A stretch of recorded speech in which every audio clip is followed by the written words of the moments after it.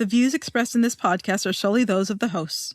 All creative works discussed or reviewed are the intellectual property of the creators of said stories and are being used under the Fair Use Doctrine.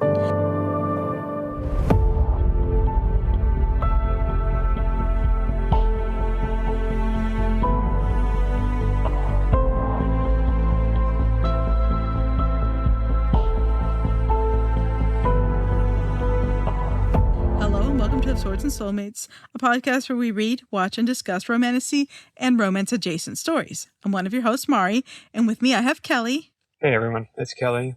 We also have Ashley. Hi guys, it's Ashley. We also have Jonathan. What's good, everybody? It's JP. How's everybody doing? I feel like it's been forever. Well, to the listeners, it's been 2 weeks, so...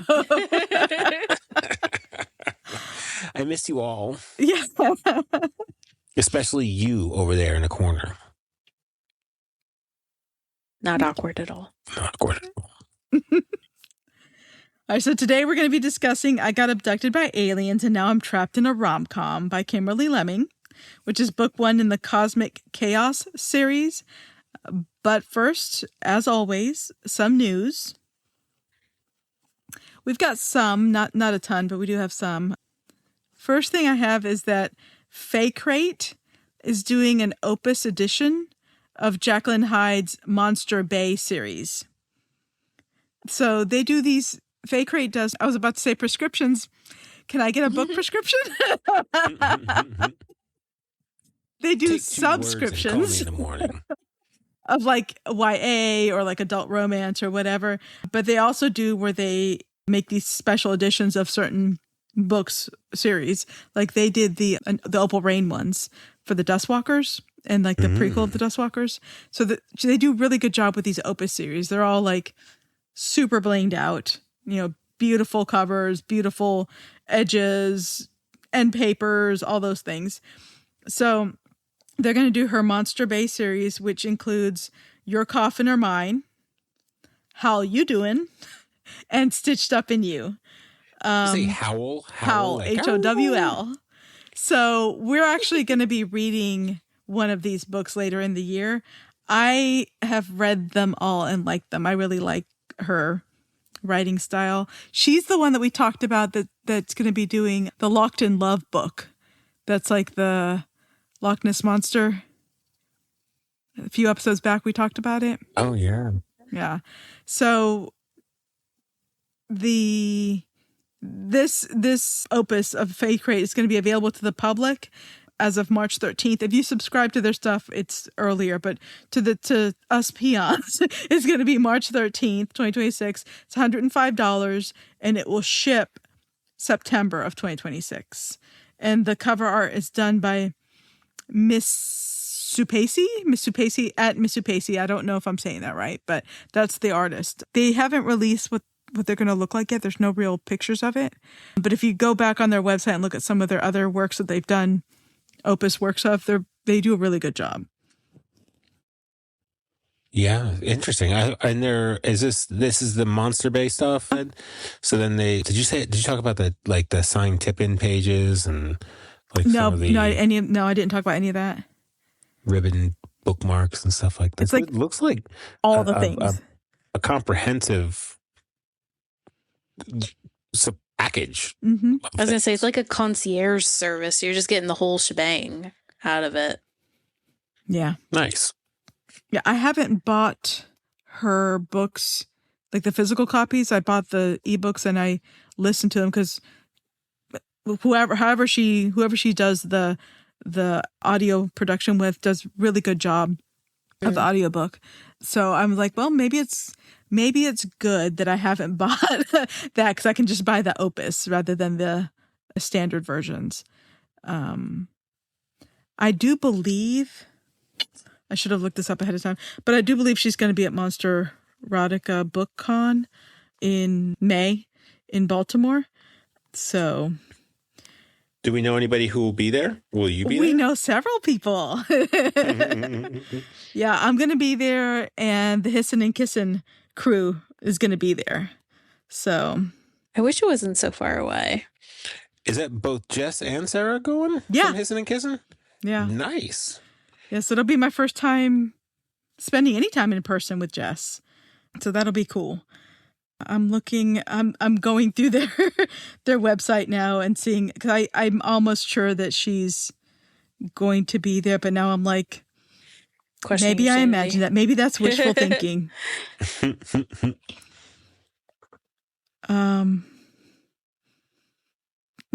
She is going to be there. Yay. Okay. Yeah, she's going to be there. If anyone likes monster romance with spice, but like in a very humor, comedy, almost like assistant to the villain kind of vibe, that's what the tone of those books are. So they're not scary, like, at all. And they have really good accents and stuff when you listen to them.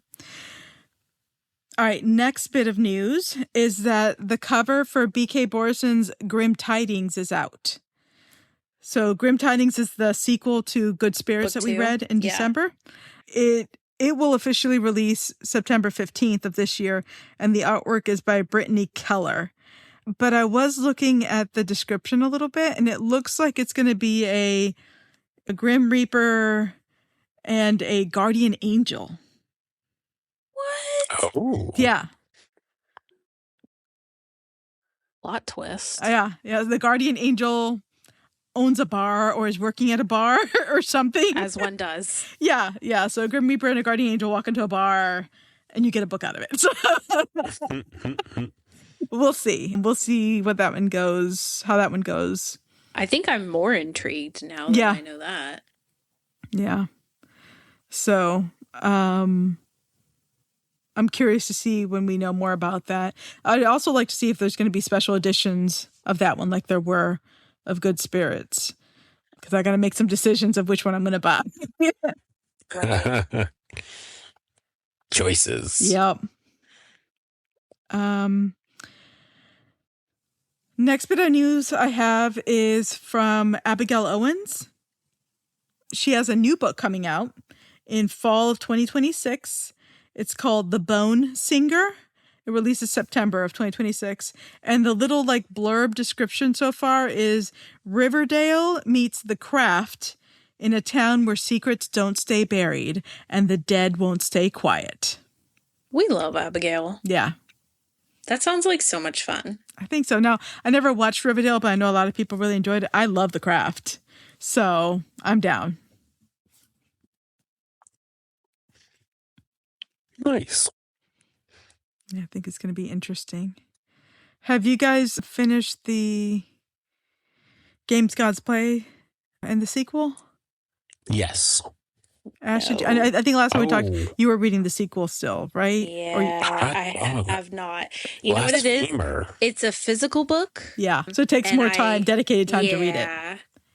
And then I got distracted by other physical books. This one just, I don't think overall was speaking to me, but maybe I hadn't gotten far enough in, you know, so there hasn't been pressure to read it in the way that there's been for some other books. Right. So I think it's about to get better. I didn't love where it was. Like, I just wasn't addicted to it. It was a good story. I just didn't have like the crack addict response to finish it in a hurry. Okay. Are you going to read that sequel, Kelly, do you think? No. Okay. The next bit of news I have is that Funko is doing Kroll Prince Funkos. What? Yes, I'm very excited about this.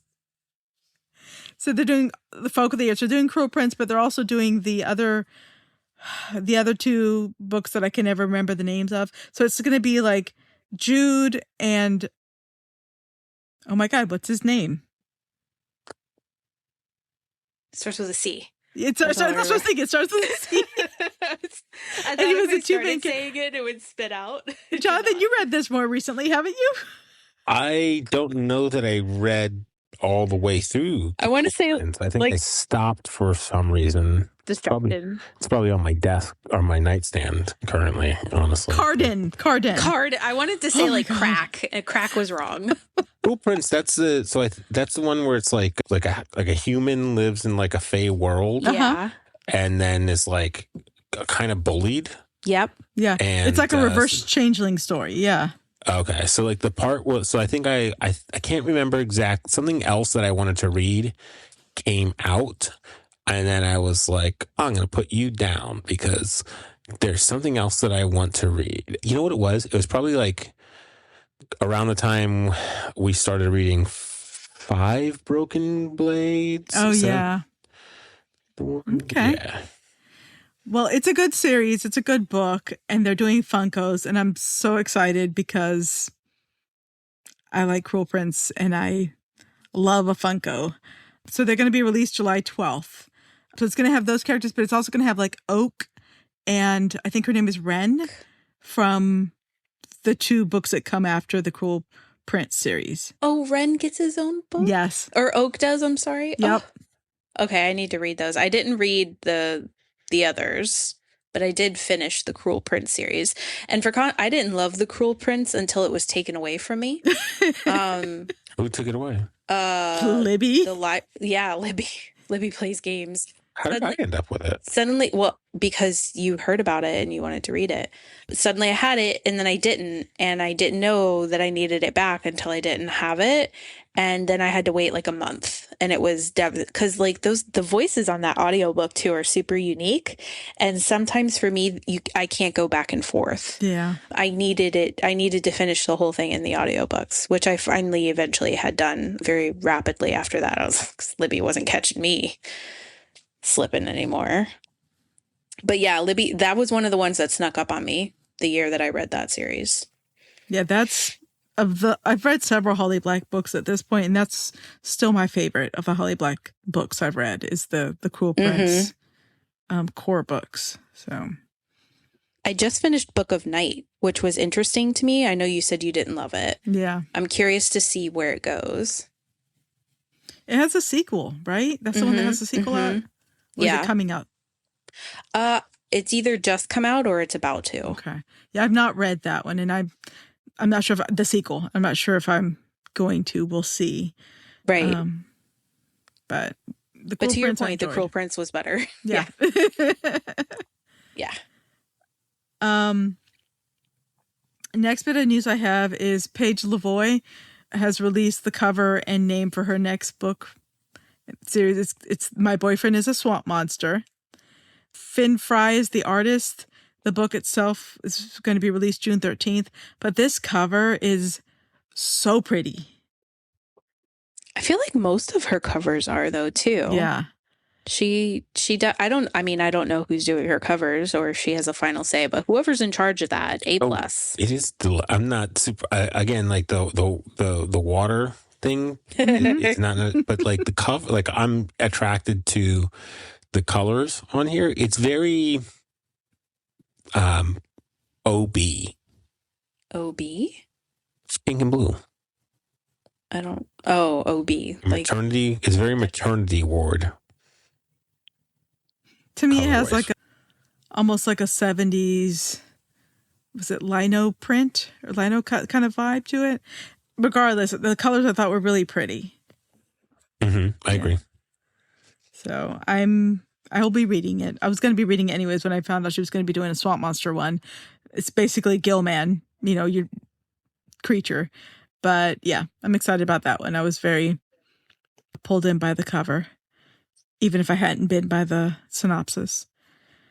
The last bit of news I have is that the artwork for the paperback version of Julie DeSoto's Rose in Chains has dropped, and it's really pretty. I like it better than the hardcover one. It's like $18 and it ships August 18th.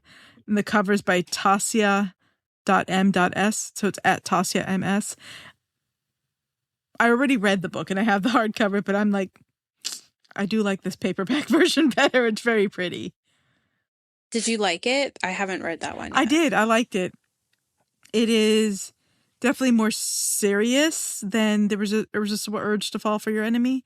Oh, yeah. But it's not necessarily dark. And I still haven't read Alchemized, so I can't. I read Manacled, but not Alchemized, so I can't fully compare it. But it very much it feels like its own story, its own world. Okay. Yeah, I very much want to see where it goes, and I plan to read the rest of it. Yeah, I don't think I read the original fan fiction that Rose in Chains was retold from. Yeah, me neither. But it's part of that world. Mm-hmm. So I bought it for that reason. But like Irresistible Urge, I feel like it stands on its own. Like I don't feel like you have to know anything about any of the stuff that inspired it. Like I think some of these books were done a disservice by being advertised.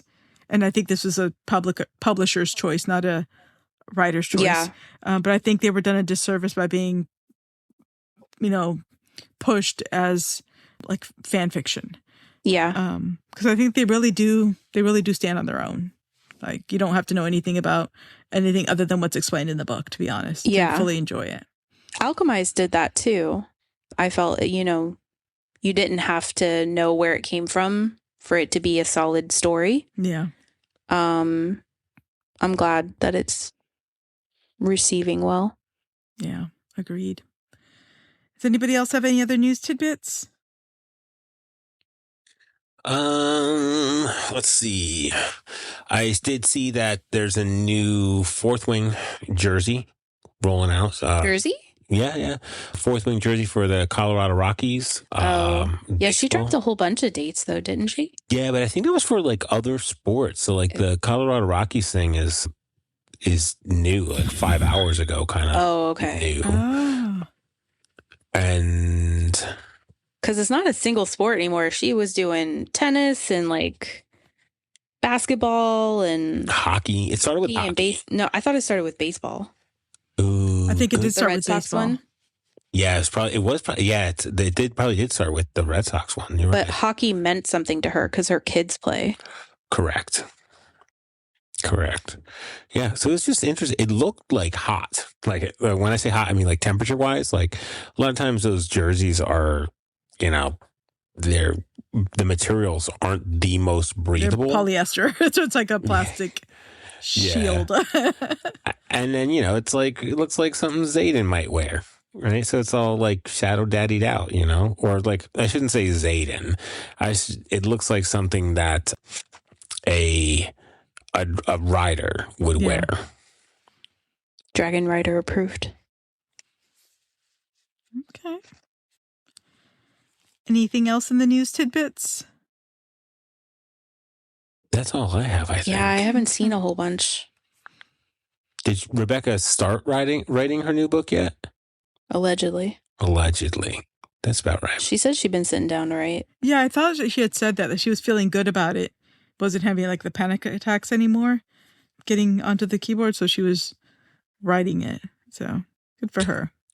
Wasn't there? Did I hear that Sarah J. Maas was starting book 6? I don't know what kind of credence to give those rumors.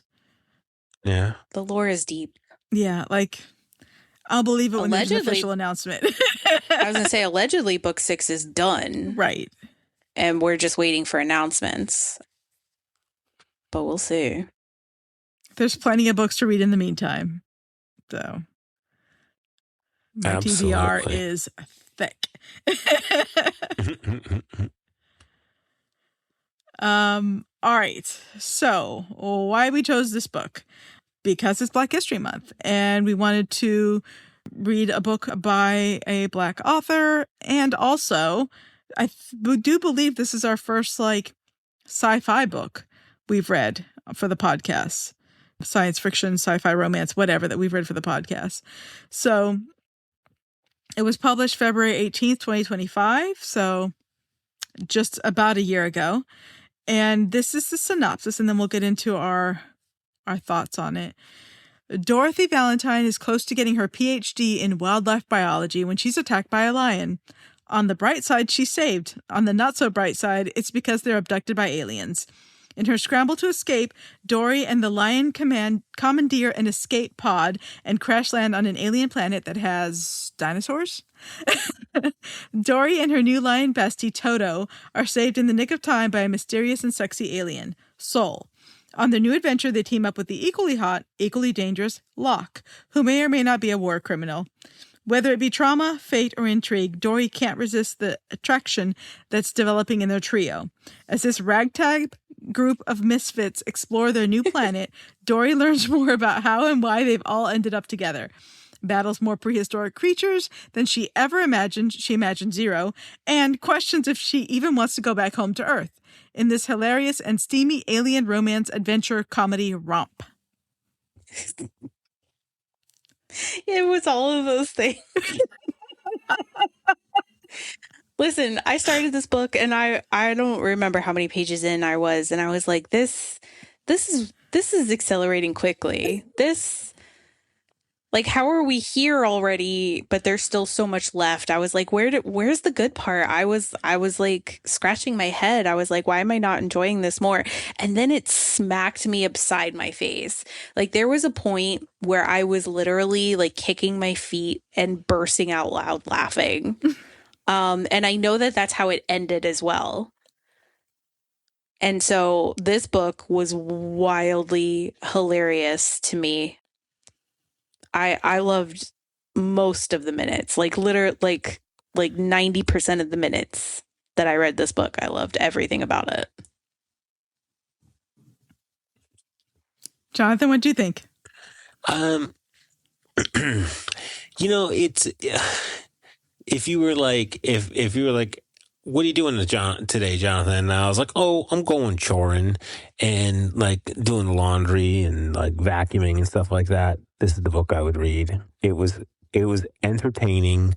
I think so it's a whole bunch of chaos like mixed into, and you lose sight of kind of what's going on in the chaos. And then so you get into this like chaotic thing, and then all of a sudden you're like, oh yeah, there's a knot involved in this chase evasion scene. So like, and that's the least of the absurd things that are happening here. Yeah. So like, how are they even running? Are the three of them? Like, it's like it's who's not on the piggyback? Well, we know who's on the piggy front, and then who's in there, and then where did the tails come from? It was just like, what is happening? So where the tails come from? Well, from the behind. That's where they come from. Yeah. So then there was I'm like, oh, okay, this is, and then like, so I'm trying to like picture this, like, okay, what is happening? Where are we? Where's she? Where's he? Where's other he? Who is he? What is he doing? Why is the lion here?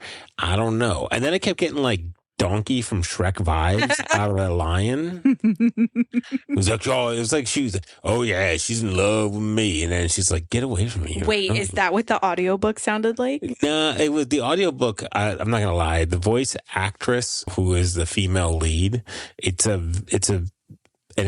has an enticingly sounding voice. It's not who I was asking about. I know. That's who I was talking about. The men just are like feel basic in the books, but the female voice actor stands out. That was intentional marketing. Maybe. But it was like I think every time you think that in this story, like she's going to lose control of the situation, she's like, she just writes in a way for the main character to just be like, nope, I'm in charge here. Oh, you got me here to get pregnant? Cool. Oh, no, this implant's still here. I'm good. Yeah. Let's commence the fucking.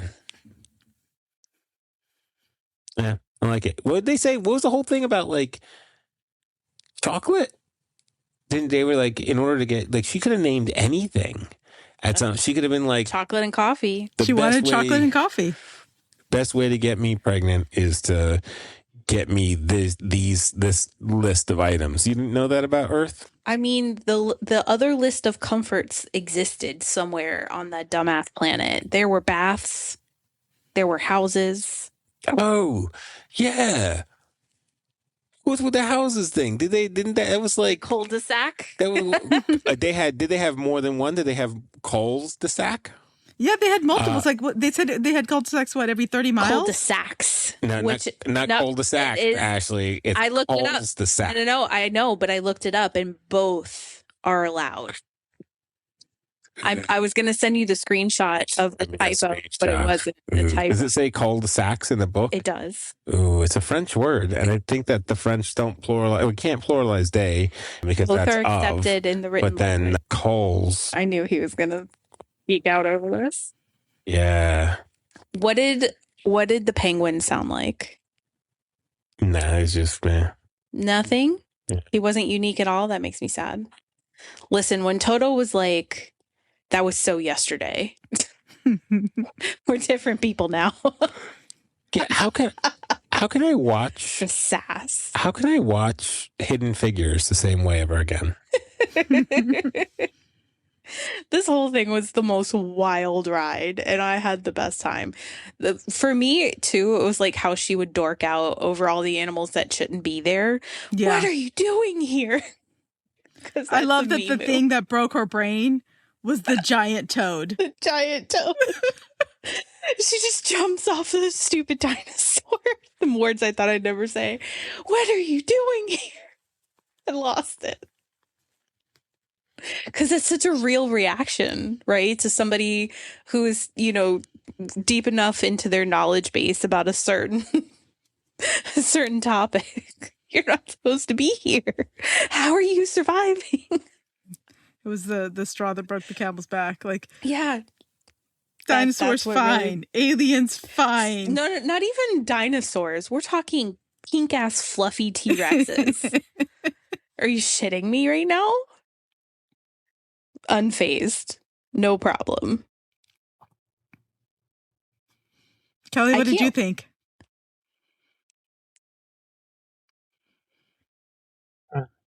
It wasn't for me. Did you laugh? I don't know. It was, some of the parts were funny, but just, it wasn't for me. I feel like that would be Kelly. What are you doing here? You're not supposed to be here. How are you this big? What are you eating? No way. I feel like Kelly's like cul-de-sac, not cul-de-sacs. Are you looking it up? Yeah, I think we're gonna win this battle with cul-de-sac. Are you gonna tell Kimberly Lemming she got it wrong? If we meet her, I'm gonna be like the plural for Actually, cul-de-sac. Is So cul-de-sac. what I'm hearing is that the cul-de-sac is your giant toad. Yeah, that The dinosaurs all together isn't bothering you. The aliens aren't bothering you. The talking bird intern people aren't bothering you. What does bother me is how did you get captured by a fucking owl? Because she died. She was on the cusp. Oh yeah, that's right. She was on the cusp of dying. Yeah. That's right. I think like there's some like poetic license that goes into these things, and you had like to read these books, you got to let go of some of that. Like nothing has to be explained, right? So the idea that the communication lines are changed the moment you lick somebody or your tongue touches their face. Like the line was like, "You can hear me, I can hear you." All of a sudden, we're both speaking English. And what happened? Well, it must be, and then they put two and two together real quick. They're like, they didn't even like try some things. They weren't even like, stick your finger in this one. No. Oh, let me lick your face. That did it, right? No, it's just like, it must have been from that time your tongue touched my face. The real love story. That's right. Yeah. So it's just, it's interesting there. And then the idea that the owls, I did like that the owls were like, you're a very expensive project. We spent so much time and energy on you. 3 whole days of research. I know. Years of research. Listen, the parallels to that administration compared to what we're seeing lately was on point. I don't know how Kimberly Lemming knew, but she crushed it. Yeah. Crushed it. Just knocked it right out the park. I was so entertained. And then like the ending. Codename Cupid, are you shitting me? Lost. My head flipped back and I cackled. It was exquisite. That was just, they wrapped that up real nice. If I didn't read another book, I would be pleased. I'm going to, because I'm a sucker. What about you, Mari? What'd you think? So this is my second time reading because I'd already read it, but it was last year when it came out that I read it. So I reread it for this. It's not my favorite Kimberly Lemming book. I will say that. But that's because to paraphrase one of Kelly's things, it wasn't for me. I am not the biggest fan of polyamory books. Like I tend to like to focus on like two people. And when you get into more than that in a relationship, you have to work real hard to keep my interest. So I focused on the other parts that I did like. I liked Toto a lot. He was sassy. Yeah, Toto was probably my favorite. Toto's little thing with like the saber-toothed tiger, tigress, whatever, I thought was perfect. I would have loved to have read more about that. What did he call her? His goddess? I think so. He called her something like what way out. Like his obsession with her was top tier. Yeah. Yeah. I thought that was really well done. On this reread, there's a lot of parts of it that reminded me of, and Kelly, you're going to know this. I don't know that anybody else in the world will know this. There's a movie that my brother and I watched all the time growing up. Do you know what it is, Kelly? No. Oh, okay. So you're Hunter from the Future. I don't think anyone else has heard of it. It is. No, I haven't heard of that at all. It's a like a low budget 1980s Italian, French, Turkish sci-fi fantasy film. All those words. Yeah. There's like barbarians and like tribes and like dinosaurs, and then it gets into like time travel and future stuff. Just covering all the bases. All the things mishmashed together in an absurd way. Whatever genre that is, that's what this is. It felt like it was very much the same genre. There were things that had me laughing, things that I did enjoy, like Saul's reaction when she took her shoes off and he was like, "You have hoof rot." Hoof rot. That had me laughing. The fact that she did a callback on hoof rot later on in the book when they were like, you don't want this. Look at my feet. Hoof rot. Well, because what weapon did she have to fight with? She wasn't stronger than them. She didn't have fire she could shoot out of a tail.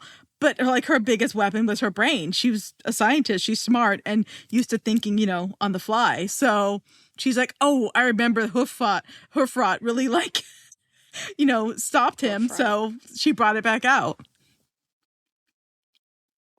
This whole thing was just the most wild ride. Yeah. I'm so dead.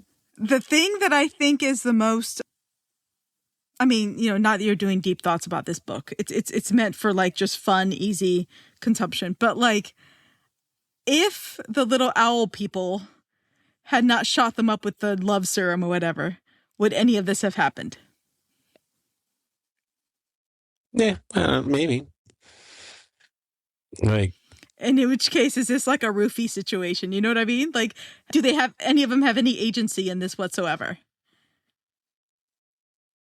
It's interesting to look at it in that perspective, but well, I think arguably, as I am not an owl scientist, and I don't remember all the stupid words that dumb little owl penguin said, but I think at some point he was like, there's no guarantee that the serum will work. Like the female, when they were in like the enemy territory, and the other war leader guy whose name I will never remember, but he wanted the owl to shoot the other female, right, with the serum because he wanted a mate. And he was basically like, there's no guarantee, right, that this will get you the response or the reaction that you wanted. Like, Mr. Owl Scientist was delighted that it worked so well with the first three. And their research was in like 3 days. So maybe it didn't. Maybe that's just like, hey, this didn't really work, and these people really just are like happy to fuck. But hold on, are they owls? They're owls, right? They're like bird aliens. I don't know that they're owls. I don't know why I decided they were owls. I think I decided they were penguins, but I don't have any proof. But didn't they fly? Maybe. I think they like hovered. I don't think they could actually fly away on their own wings. How much hovering do penguins do, Ashley? All of it. Just checking. Those are walking birds, aren't penguins they? are flightless birds. Yeah. So I'm picturing these aliens being like chickens. You know how chickens can kind of like do a quick little hover kind of thing? That's interesting. We're going to need some clarification. You know what? Are they on the cover of the book? Hold on. The owl was not. The bird dude was not. No, I think they hover like chickens, but I think if they look like the bird creatures from Star Wars in my mind. Oh, Porgs. like porgs. Yes. Yeah, that tracks. They're penguin shaped. Fuck right off. They're like if penguins and owls fucked. It's like a fuzzy. That's a porg. It's a fluffy penguin. It's If penguins are fluffy, they might hover. It's a porg. Do you think they would hover if they were fluffy and not so slick with the fish? Yeah. Okay. That's my scientific opinion. Mm-hmm. You can opine all you wish. Oh no, I don't need to. I've decided. As a man, I'm going to concede. As one does. Mm-hmm. What'd you guys think of the Steamboat Willie Church? Bro, I was, again, it was just another thing that they were like, all the research done. Yep. Weren't they a sponsor? I don't know that they were a sponsor. No, they I think it was like copyright or something. Remember there was something about copyright That's issues. what it was. They were like, yeah, we copyright infringement. They were like, hold on, you shoot us up, make us fuck, but you're worried about copyright infringement? It didn't make sense. It doesn't fit. There's not like intergalactic copyright law that's respected, right? I mean, who knows? Yeah, I mean, dinosaurs now, right? Yeah. Fluffy pink ones. Like, I'll never get over that. Ooh. Yeah, it's just one of those things where like let the acid take you where it needs to go. Just write it down along the way, and let the acid. You too can have a book. Yeah, this is an entertainment piece for like a rainy day. I feel like the person who would maybe enjoy this is going to be like, I don't know what to do with my day today. I have a bunch of free time. I'm looking for something to lift my spirits and be a fun read. This will do it. This will do it. Yeah. Yeah, it's like it's an easy, fun, like absurd, spicy, absurd. Say science absurd again. fiction vibe kind of read. Yes. I'll be reading. I say all this, but I'll be reading the next one. Like when the next one comes out this year, I'll be reading it. It's gonna be. I think it's gonna be Blair and that evil warlord dude. I think that's their story is the next one. I believe. As they're shooting at each other. Yeah. They're fucking dead. That's a good relationship vibe, right? It's like, I hate you. Wait, where are you going? I wonder if he's going to be the Sunshine in that Grumpy Sunshine book. Oh, that would be amazing. Because she's the grumpy one. Yeah, because right? she like took no arguably. shit. Yeah. She was like, I'm done with this. This isn't going to work out for me. And he's like, yes, this is. Yeah. So we'll see. We'll see where this goes. And like I said, I'll read the next one for sure. I guess we need to find out about Agent Cupid. Yeah. Motherfucker. Yep. Talk about falling into a promotion. Right. At one point I wrote down a note if like this whole alien culture trying to recreate like a human habitat thing, especially with like the way the billboards were, if you like the billboard logos, all this, if it's supposed to be like a commentary on AI, on generative AI, how it doesn't get things right. You know, it's like, oh, 6 fingers on one hand, that's fine. It's good enough. You eat with a fork, I eat with a fifth.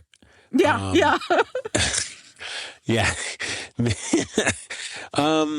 I honestly, I got a little bit of the, what was it? The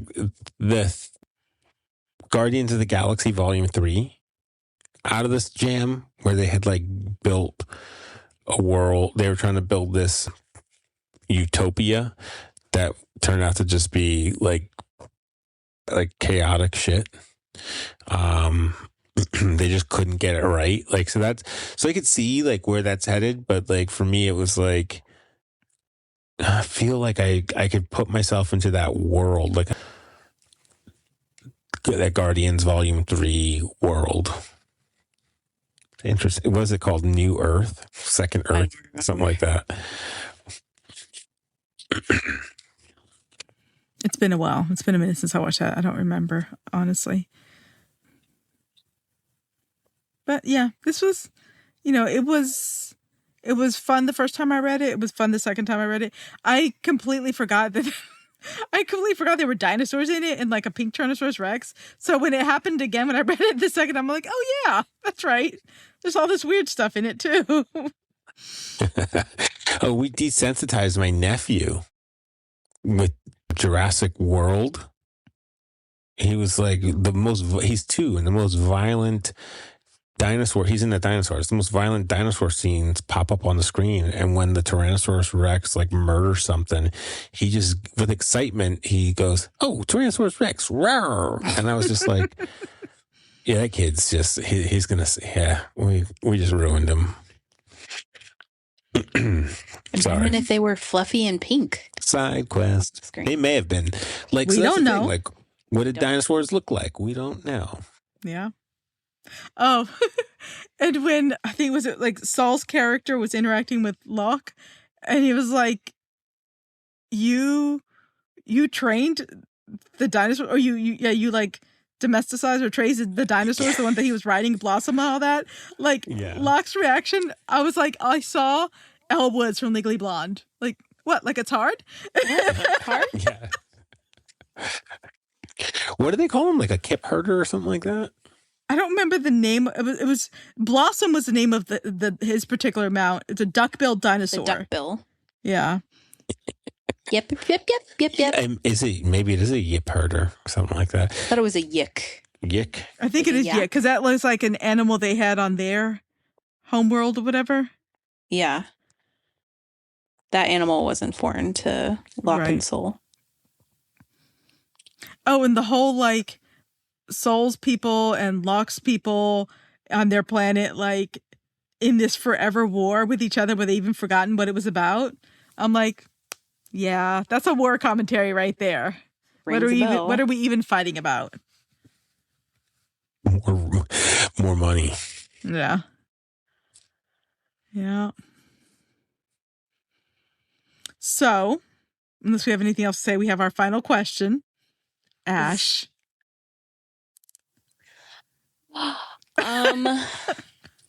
Here's the thing, because I feel like I touched on this earlier. Little Mr. Owlman said that there was no guarantee that the serum was going to work, and that if it did, that it was just intensifying feelings and hormones that already existed. For that reason, it's a kissing book, because she thought through this. She's a smart one, right? She's about to get her master's. She thought through this, and at any point she could have been like, nah, fuck you guys. I'm out. And no, she actively put herself in danger 2 separate times for these 2 separate dudes. And I feel like they each did the same for her. So this is a kissing book for me, although on the very thinnest of lines. Kelly, what do you think? I don't know that I really have a good opinion about it either way. I think that the whole thing with the serum muddies the water. Yeah. So I would say maybe it's a kissing book just for Toto. And his pride? Yeah. And his saber-toothed lady. Jonathan? His queen. I'm going to go no, not a kissing book. But I'm going to say it's a fucking book. Like beyond, like, so like it kicks it into like, this is like, if you're looking for what was the word you said earlier? Absurdist. To me, it's like absurdist humor. Yeah. And I don't mean that as a criticism. I mean that as a type of comedy that is like also essential to living through these times. Yeah. Like how you would say, like an awesome event, an absurd level of humor. Mm-hmm. and then or an absurdist humor / outright smut. with contemporary tone. Yeah, that's not a kissing book, but like you get dirty, kind of dirty looking book there. I'm in. Spicy. I wasn't sure what I was gonna say as far as kissing. I was like borderline question mark, but I do agree with Kelly. Like Toto and his saber-toothed lady, we're having their own fun times regardless of the serum. So I'm gonna say yes for the same reason. Yes for them. Fair enough. Who would we recommend this book to? What kind of reader are we recommending this book to? I'd recommend it to someone who wants something like what's that book? Like Hitchhiker's Guide, or like what's another absurd sci-fi book? Spaceballs? Oh wait, that's not a book.